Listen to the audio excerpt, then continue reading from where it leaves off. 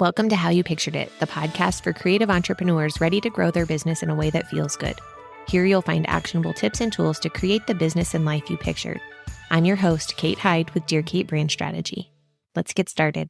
You're probably hearing a lot about AI these days. It's everywhere. In fact, this intro is brought to you by an AI voice. In today's episode, I'm joined by Dawn with Tech Savvy Creative to talk AI and how you can use it to help with your photography business and your personal life. I'll let the real Kate take over now. I am so excited to have Dawn here with Tech Savvy Creative. Dawn, why don't you go ahead and introduce yourself real quick?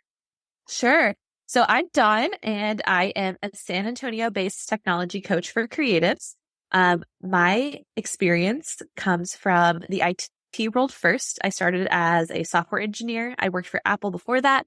I have a degree in information systems. And while I was working my big girl software engineering job, I got a camera like many photographers out there did. And I fell in love with the machine in my hands and started my photography business, left software engineering to get into wedding photography, did that for 7 years. And I shot my last wedding last October. So October 2022 was my last one. And then about 2020, I guess it was before that. It was, I don't know, somewhere in the 2017 area where I realized that creatives were really hesitant with technology. And that was like my jam. Like that was my favorite part of what I was doing. I loved the back end. I loved the automations, the systems, and the fact that photography is very technical. And then I started educating other photographers and creatives on how to use technology. And in 2020, Tech Savvy Creative was born. We totally broke it out into its own business. And now I do that full time. I support creatives in how to use technology and by giving them like a really friendly corner of the internet to ask those questions that they might have been afraid to ask in the past. Yes, I love that. I love tech too, which is why we're talking today. We're going to talk about some AI and how photographers can use AI to help them in their business to kind of get their time back, and make processes more seamless and easy and a great experience for their clients too. So I'm excited to get into this.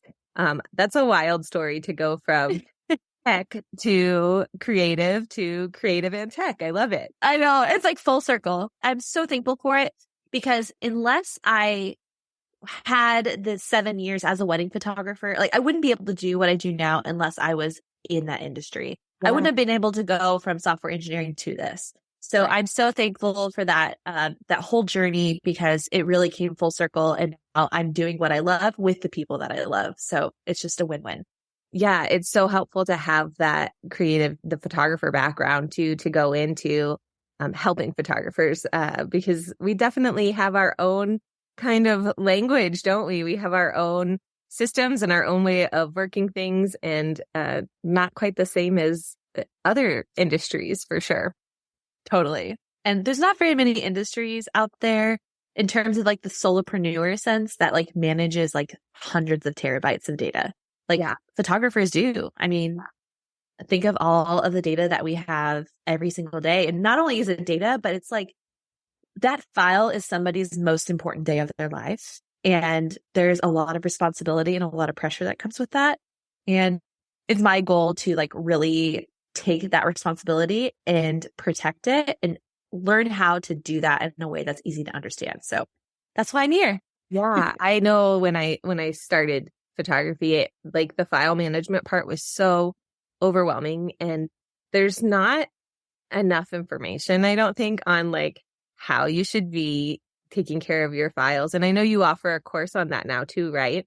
Yes. Fearless File Management for Photographers goes through like the whole process from like memory card to like archive. So how to like your settings in your camera for your memory cards, how to take care of your memory cards, to how to properly import them, store them, organize them, edit, all of that stuff, exporting for different things, and then backing them up. So it's like the whole life cycle of the files. So that is Fearless File Management for Photographers. Okay. I'm definitely going to put a link to that in. Yes.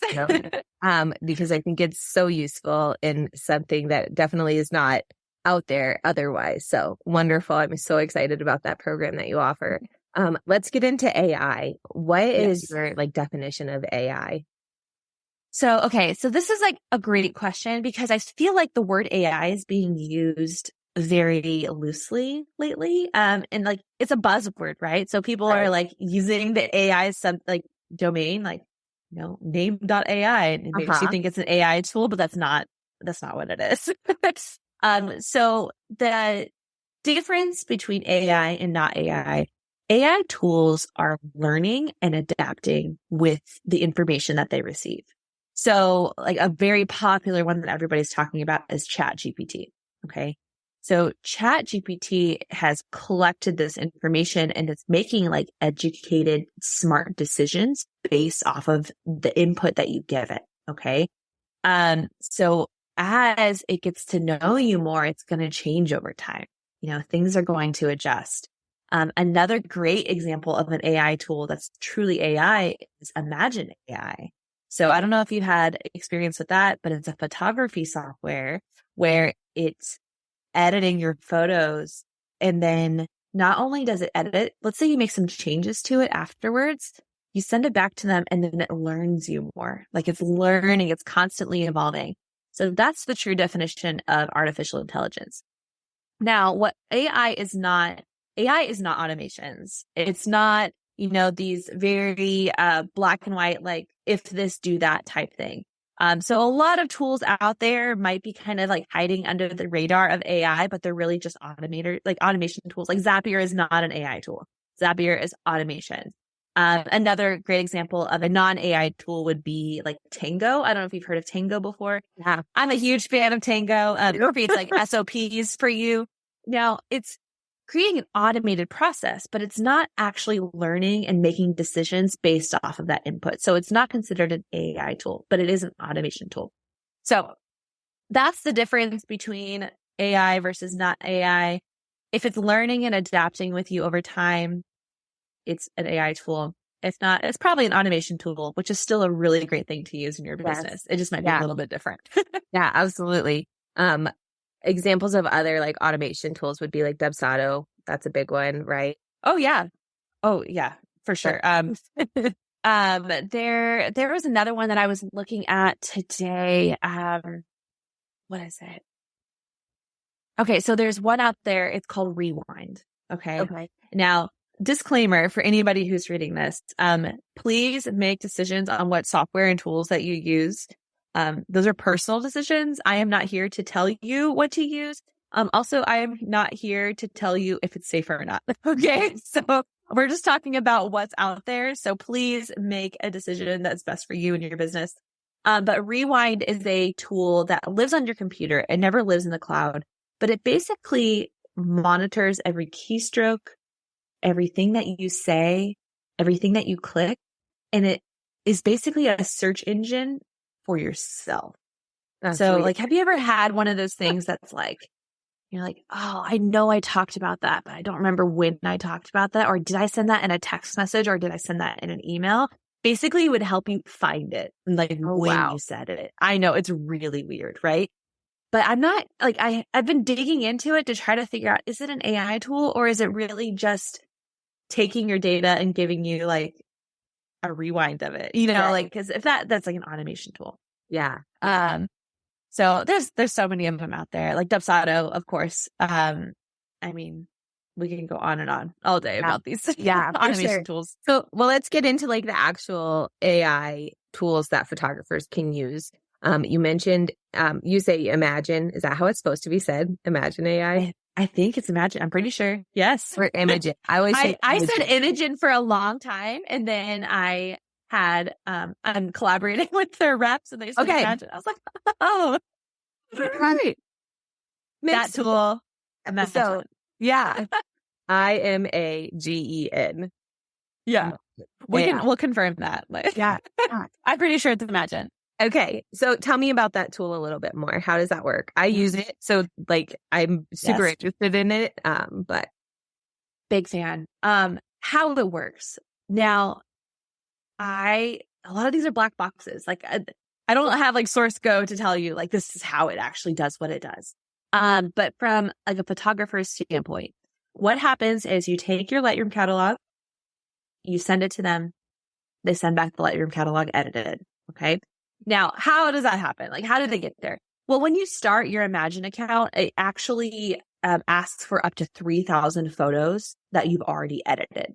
So I sent them like 3 full weddings, and you send them a Lightroom catalog. And in my Fearless File Management for Photographers course, we talk about Lightroom catalogs and how I organize them. I actually use a Lightroom catalog for each individual shoot. So this makes that process so easy because I'm just sending that one catalog that only has that shoot in it. So you send the edited files to them, and then over the course, I think it's up to 72 hours it can take. It's going to take your editing style and it's going to create what's called a profile. And it's going to learn how you edit in those situations. How do you edit in those low light? How do you edit in the church? How do you edit outside? How do you edit in this really dark bridal suite? All of these different lighting scenarios and what your output was. Well, Imagine learns that for you. And then when you send it raw images, it will apply, using AI based off the situation, what's going on. It even allows you to do masking, and Lightroom masking is like a really cool thing. And it's AI. It's finding that thing in the image.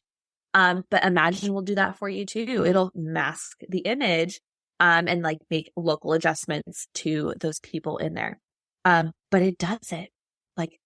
I think I sent a shoot out very recently. Okay. I don't shoot very much anymore, but I saw it last weekend and I sent it out. It had maybe 200 images in it, and it was back to me in 2 minutes. Yeah. Fully so edited. fast. It's so It fast. is wild. I remember I was recording a first impressions video for it. That'll be live soon on the YouTube channel. But I was like, did I leave the photography industry too soon? This just made my life so much easier. Yeah. So it's so amazing. And I think I'm going to kind of side pivot here a little bit. AI used properly is not intended to remove us from the process, right? We are not being replaced by AI. But what AI can do for us as creatives and how we should be utilizing it is to tackle those mundane tasks so we can focus on our creative genius. Yeah. We can focus on the client experience, taking those images and fine tuning them and create, giving that emotion that we want to create as photographers. Same for content.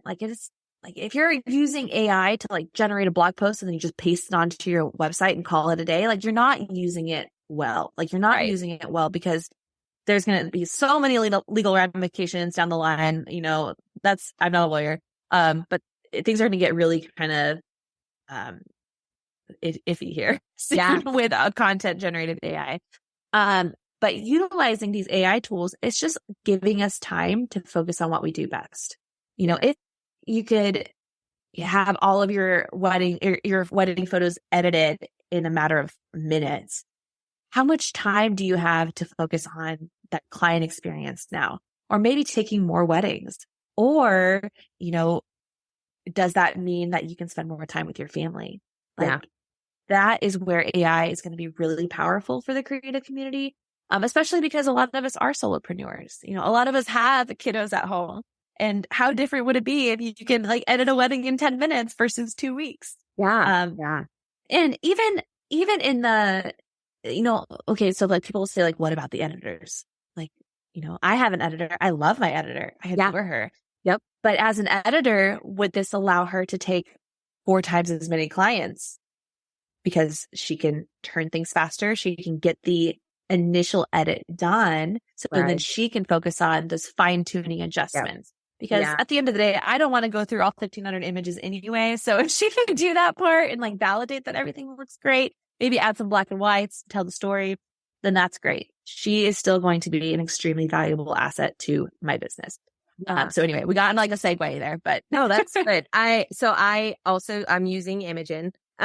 So I use that. I do soft proofing. So I use that to do a quick edit on my images when they come in, after I've called them, and then I send that to my client. They choose their images, and then I send them to an editor.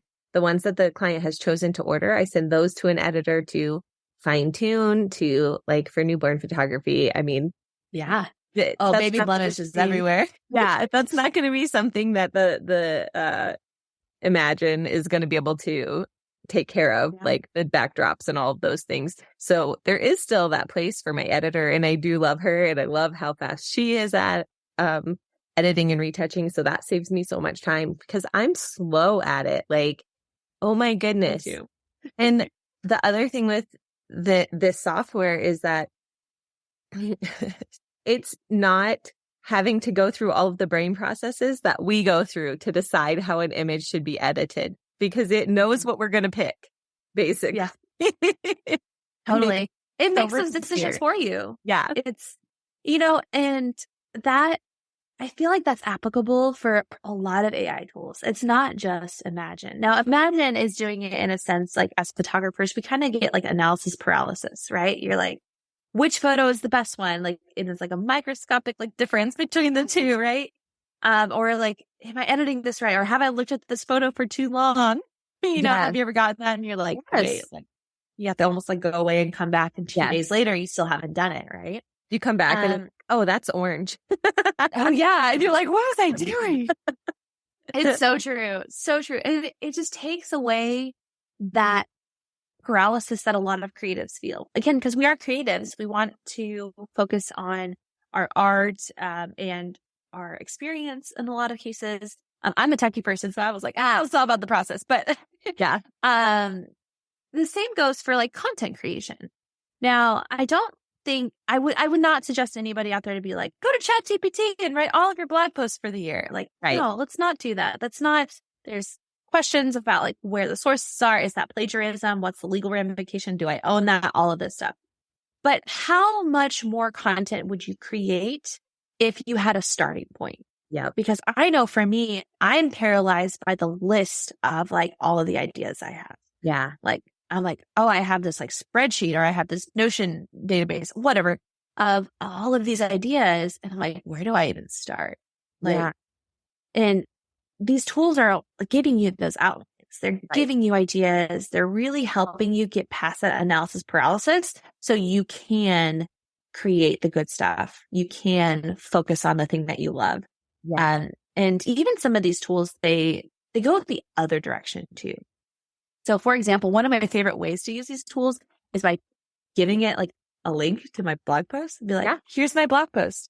Can you generate, 5 FAQs from this blog post? I love it. Or can you generate like 5 captions that I could use from this blog post? And so like reverse engineering the content you already have to reach more people. I think that's really going to be where AI is going to make a big impact in our industry. Yeah. Well, and I'm finding ChatGPT to be such an excellent resource for researching. So like I've asked it, like, what are people asking about newborn photography, or what questions do people have before booking a family photographer? And then using those to be like blog post titles, prompts. Yeah, exactly. Totally. I think I popped one in there. I was like, give me 15 ideas for Reels content about technology tips. Yeah. And it was like keyboard shortcuts. Like it gave me like all these things. I'm like, oh, great. There you go. Like that just gives me direction, right? Yes. I'm not copying that information and pasting it somewhere and calling it mine. And I think that's where a lot of people really are like, oh, like that's bad. Like, yeah, that's not good. Like, let's not do that. And but people are going to use it that way, and that's not great. But as creatives, let's set that aside and use it in a way that's like healthy, that's going to be safe. I like to think of it as like, you start your day with a cup of coffee, right? AI is like a cup of coffee for your business. It's kind of just like a jolt of caffeine to like get you to the next stage. Yeah. Well, and it's almost like an extra little like unpaid employee. Yes. Wow. Someone to bounce ideas off of, right? Yes. Yeah. Yeah. I like seriously, the things that I've put into ChatGPT have been very varied. But like another idea that I had was I put in a testimonial that I had for a product, and I asked ChatGPT to write a headline for me based on that for a sales page. And it was like, okay, great. So I'm using my client's words.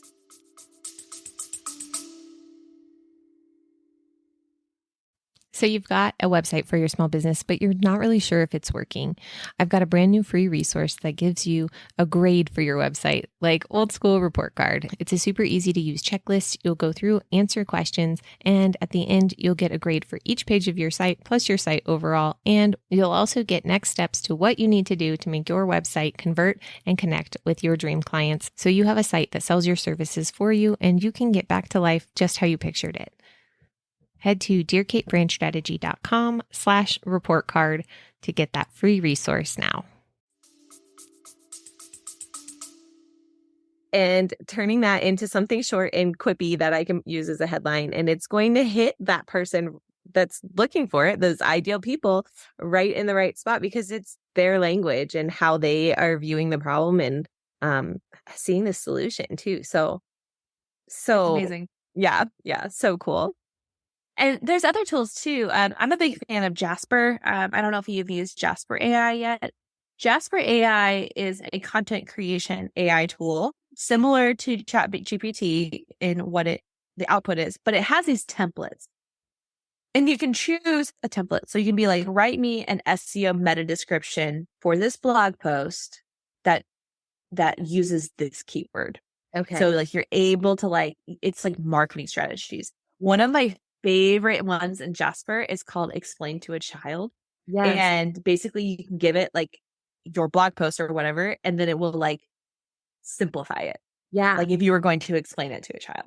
So it just kind of really makes you, especially when like you and I, we work in systems, like we're working in tech, like sometimes we can get really excited and then we get way ahead of ourselves and they're like deer in the headlights, right? So it's just kind of like a good reminder of like, hey, simple is not a bad thing. How can I simplify this further? And then sometimes the output's like, not so good. So I'm like, I'm going to keep it as it is because you just took out information that was very important to what I was saying. Yes. But it's the possibilities are truly endless out there. And I mean, I use it for personal life. I think we talked about this a little yesterday on Instagram. Yeah. I use it to plan my meals for the week. I love that. That's so awesome. There's, I didn't take that list and like copy and paste it to myself and be like, this is the meal plan for the week. But it said like chicken stir fry. And I'm like, all right, I'm going to find a great chicken stir fry recipe. And then that's what we're going to make this week. I didn't have to make the decisions of, what am I going to feed my family? Is it going to be is my husband going to be like, we had chicken 6 times this week? Like, give me a little bit of variety. But I also think like things like that, these personal use cases, are a way that impacts our businesses. It's just like outsourcing your house cleaning or some other thing in your personal life can be a part of your business. I think this is going to really change things in the future. Well, and using that for meal planning, like that just takes so much of that decision fatigue away. Like, okay, I don't have to make decisions about dinner now, so I can make decisions about this thing in my business instead. Yeah, exactly. Or actually rest. Because a lot of us as entrepreneurs, we never rest, right? Like we claim we're resting and we're actually like storing ideas for Instagram or whatever. Like, do we ever truly rest? We all need to get better at that. So it really frees up that mental space to rest and restore, because like your computer, sometimes you need a restart and you almost always work better after the fact. So we all need it. Yes. So there's one other, AI tool specifically for photographers that I know of, and that's AfterShoot. Do you have experience with that one? I personally used AfterShoot 2021. Okay. Maybe right when it came out. So it was doing those calls for you, right? Yeah. It was calling. And the one thing I loved about AfterShoot was that it like highlighted people's faces and it gave me like that close up grid view of them. I loved that. Now, it was still so early for AfterShoot. Same. I don't know what it's like now, so I can't speak to it now. I know that I had a little bit of situations where like I had to go back and like choose a different image because it didn't do what I wanted it to. Right. But I don't know if I would say that like I wouldn't use it or I would use it. I think it's a great tool for everybody, but it's evolving. So I almost want to go download it and see what it's doing. Same. Yeah. Yeah. Because it's been so long, so I can't speak to it. I do know that Imagine has polling too now. Oh, so okay. yeah, I think I got an email about that this morning. Interesting. So again, I don't know. Yeah. I would be really curious to give it a entire session of raw images and to Yeah. see which ones it brings back and see how it compares to a session I already delivered. Oh, yeah. That'll be the big telltale, and I should probably do that for a YouTube video. Well, and I think like with AfterShoot specifically, like I feel like you had to, I didn't give it enough time. Like Yeah. I didn't give it enough information of what I would choose. And so I was being a little bit harsh on it and didn't give it enough of a chance to make those choices, because then I felt like, all right, it's taking me longer to go back through and give it more information than it would have just to go through and cull it in photo mechanic, my usual way. So that's where things can get tricky. Like if you're already fast at something, then maybe you don't need the AI tool to help you with it. I think that applies for all things tech. I mean, like if it ain't broke, don't fix it. Like sometimes, the best system is the one that you're using, and forcing a tool into that workflow doesn't always make sense unless it's a pain point. And I'm a firm believer in that.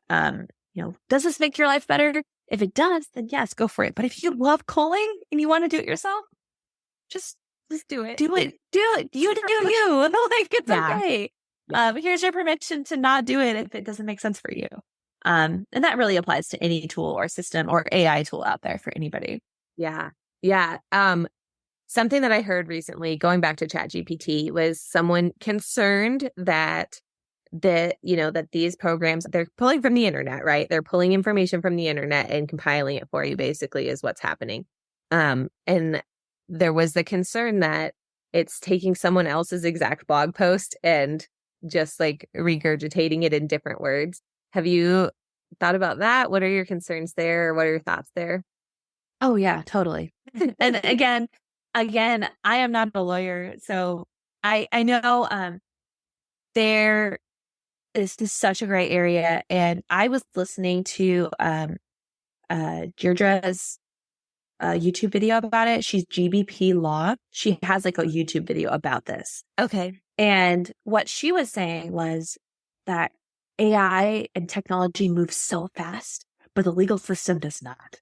So it's going to take a little while for people to catch up, right? And when they do catch up, things might like get really kind of like okay, things are going to change a lot. Right. Because that is such a gray area, I am not a risk taker. I'm very risk adverse. So I, still stand by like use these tools, but use them in a way that's smart. If you have to ask the question, it's probably no, like I wouldn't do it. So again, like focusing on using AI tools for those brainstorming, for the idea-based things, rather than like make me a blog post about, and then, using it as well. Because you don't know where the source is, and you don't know, it's kind of a black box. One thing I really like, so Microsoft's Bing, y'all remember Bing? Bing is coming back in full force because it has a AI component now. It's actually using, parts of like ChatGPT in the background, and that's going to be part of the new Bing search engine. This is currently in beta, but when I was watching some other people go through the betas, the information that it comes back to you with in this one actually has sources listed. Oh, it cites them. So it's like, okay, like, is that going to be the new norm? If, I'm able to see where it did come from, where it is pulling that information, and, how can I use it better there? But another thing that I listened to when I listened to that YouTube video was that everybody's privacy policy is different. So it really depends, because some of them, like, you don't even own the content that it gave you. It's yours. And then now the US Copyright Office is coming back and saying, like, if you have something 100% AI generated, you cannot copyright it. So there's like all of these things, all of these conversations happening. By the time this episode airs, even if it's 2 days from now, it could be totally different. We don't know. Things are changing so quickly. But I still am going to come back to my roots of if you are using these tools to simply copy and paste answers and, call it yours, then you're not using it correctly. And you might be dealing with some consequences down the line. So I would encourage anybody, use it as a place to brainstorm, use it as a place to refine. I love using it like how you said, like to edit something, or like, I'm not the best at grammar. So like I'll throw like a paragraph in there and be like, make this better. And it will like shorten sentences and like put better punctuation in there. And that to me is the power of this tool, not to like replace that task for me entirely. Yeah. So, well, and like just thought of this. Another idea would be to put in a paragraph and say, because this happens to me. I use that app, or it's a website, Hemingway Editor. Have you heard of that one? I haven't, no. So it will show you like where your passive statements are, and like it helps you write better copy. Basically, it tells you what is it kind of like Grammarly, like kind of, but like this is a passive tone. You want it to be like assertive, like it'll thanks tell for you your like, patience instead of like I'm so sorry for right. It'll tell you like this amount of your sentences are passive. These sentences are too long. Like, and I am the queen of a long run sentence. So like you could put your copy into ChatGPT and say, like rewrite this at the 6th grade level or 7th grade level where most people read at for copy, and get something that's easier to digest for your website and stuff like that. It's so interesting. Like it's just there's so many uses. Another thing that I've done is like, what's another way to say, knock it out of the park. That was what I did recently because something I really like. I wouldn't knock it out of the park, but I do because I don't know a different phrase for it. So that was a good one to like pop in there. And I use the same, and I think we talked about this on Instagram. I use the same to name a webinar. I was like, this is what it's about, but I want it to be like, give me a title for a webinar where I am going to talk about how creative entrepreneurs can use AI tools well in their business. Like that's what I said, like gave it. Yeah. It was like, that's not going to be my webinar. Like, right. And it spit back like leveraging AI tools for creatives. And I was like perfect. Like it gave me like 28 different answers. And I think I actually took 2 of them and put it together. But like that's brain power that I did not have that day. Yeah. And it helped me. Yeah. I've also put in like, write a headline about this using this headline template, because I'm huge on headline templates, and it's so helpful to like pull those kinds of things out, and then you tweak it and make it your own. But I feel like when you give it enough parameters, it's definitely not able to just like copy paste from somewhere when you have all of those parameters in place. And so I feel like that's a more ethical way to kind of use these tools. It feels better, right? Yeah. And, and I agree with you. It feels better. It doesn't feel slimy or anything like that. But I am still curious to see what is going to happen in terms of the legalities behind things. And I think we're all just going to have to kind of like hold on tight. And until then, use it as a tool to like help you get past that analysis paralysis, but don't use it as a tool to create on your behalf. Yeah. I think that's really the true difference. Yeah. I love it. Any other AI tools you want to talk about? Yeah. One thing I want to talk about is the fact that we as creatives think of AI, we hear AI, and we instantly think of copy. Like that's where our brains go. But that is just a drop in the water of like what AI is doing in the world. AI is really going to evolve everything from like autonomous cars and how they're driving and that information. Those are AI tools that are being built to make decisions with the situations around you, right? They're talking about how AI is going to change how doctors diagnose you. Now they literally have everything available to them and they can make better diagnosis. Same with laws. Lawyers are talking about like, how can they use this to like give results to cases and such. It can be, obviously our copy and generating content, but there's also other things as creatives that we can use these tools for that is not just content creation. There's a couple of them out there. There's one called Noti, N-O-T-I or N-O-T-Y.ai. This tool, again, I haven't used this one yet. Please use it to your own discretion, but it basically transcribes meetings as you have them. So like if we're doing this, it would transcribe and it would say like, okay, done. But then from there, it would generate summaries, action items, and follow-ups from the conversation that we had. Like how many client meetings are you guys having that you wish you could have like an email summary, like spit out, like that's a really cool way to use AI. That's not necessarily like, I'm going to go create a blog post. There are other AI tools out there for anybody who's in like podcasting or any type of audio work that does voice AI. So one of my favorite tools is a video editor called Descript. I don't know if you've used Descript. I love Descript because it takes your video and it gives you a transcript and you edit based off of the text. And I'm a huge fan of that. Right. It automatically will remove all the likes and the ups and all of that good stuff. But there's also a voice AI component to it where you can teach it your voice. And if you want to change what you said, you just type in what you want it to say and it will generate it in your own voice. Now, will your video match? No. There's other tools that are getting there and it's really creepy, but can I throw up a slide as AI is talking on my behalf to explain this topic? Heck yeah, I can. Yeah. And I don't have to go back and record it. So there's just so many different ways that AI is like changing what we do. There's another one that I was looking at yesterday called Rational. And it creates SWOT analysis for you. Like, wow. Like you can like, should I close my photography business? And then ask you a couple questions. And then it'll create like a decision-making matrix for you based off of the information that you're giving it. And it'll adjust based off of your concerns and like your input that you give it. So it's not just blog posts. It's not just content. It's really going to change everything from how we edit our photos to the content that we create to our voices and our interactions with our clients, essentially. So it's pretty wild. Amazing. That's amazing. Yeah, I've used that overdub in Descript before. Yes. Mostly I just have it re-record a word that I said weird. Yes. All the time. Same.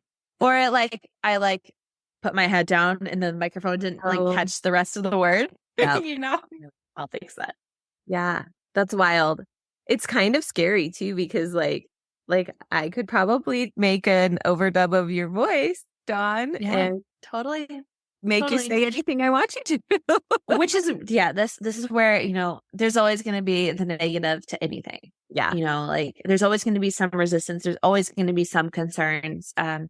I think I was watching a video of Elon Musk talk about it. And he was like, when we introduced seatbelts, everybody was resistant, but like, look how far we've come. This is kind of like the seatbelt moment. Or the airbags too. Like people were outraged, it's going to hurt people, like all of these things. But in the grand scheme of things, it was positive change. So it's going to be interesting to see how AI is going to evolve and the protections in place. The one thing I do like about Descript versus some other AI tools is like to get a voice profile of your voice, you have to like give it authorization. Okay.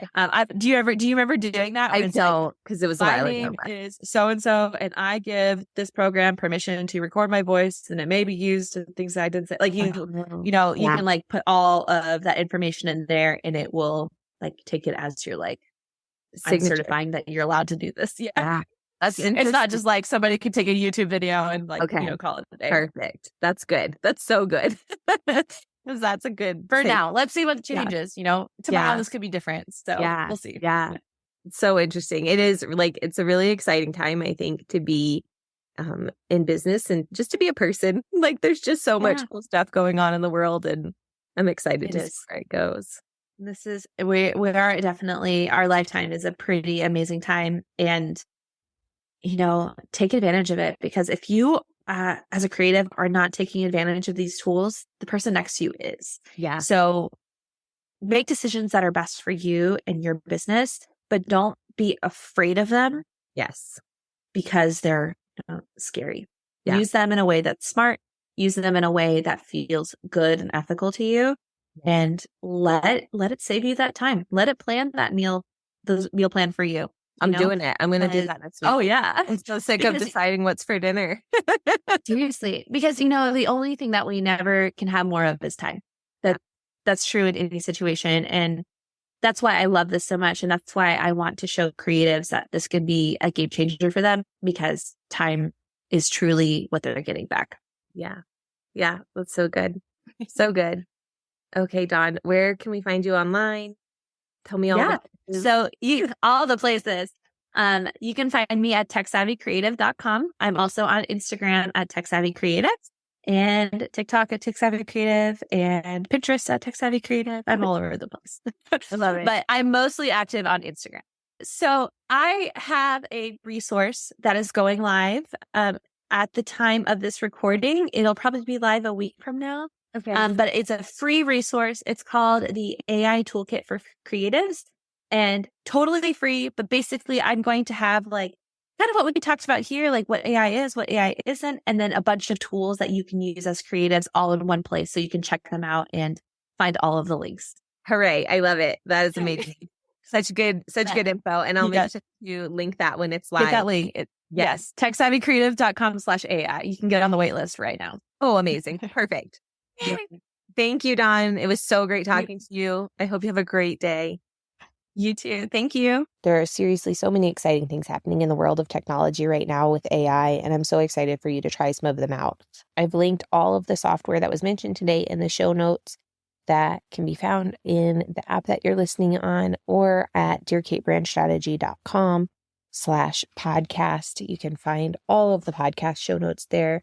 I would love to hear what you're using, if you're using something different than Dawn and I talked about today.